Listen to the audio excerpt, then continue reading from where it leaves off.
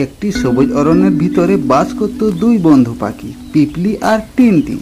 পিপলি ছিল এক চঞ্চল টিয়া পাখি আর টিনটিন ছিল শান্ত স্বভাবের পাখি।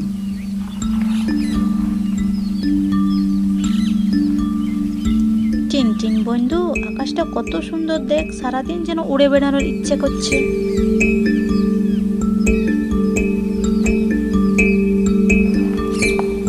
হ্যাঁ পিপলি, তবে শুধু আকাশ দেখলেই হবে না, আমাদের খাবারের খোঁজটাও করতে হবে। বেশ কিছুদিনের পর পিপলি আর টিনটিনের মধ্যে ছোটখাটো মতবিরোধ শুরু হলো। পিপলি চাইতো রঙিন ফুল আর ফলের বাগানে খেলতে, আর টিনটিন চাইতো শান্ত বনে গান গাইতে।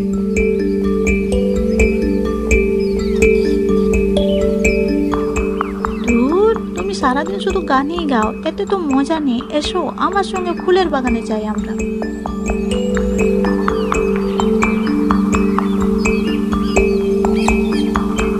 তুমি শুধু সারাদিন খেলা খুঁজো পিপলি, কিন্তু আমি গানেই শান্তি পাই। আমরা কি কখনো তাহলে মাঝামাঝি কিছু করতে পারি না?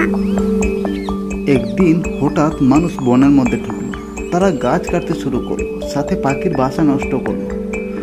দুই বন্ধু পাখি দূর থেকে দেখলো তারা যে নিরাপদ বনে থাকতো আর সেই নিরাপদ নেই। এখন বিপদের সম্মুখীন হয়েছে সেই বন।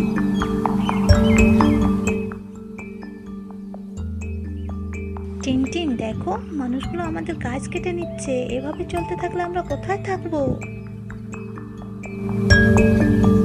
এখন আমাদের কিছু করতে হবে পিপলি, একসাথে থাকলে হয়তো আমরা সমাধান কিছু একটা তো খুঁজে পাবো।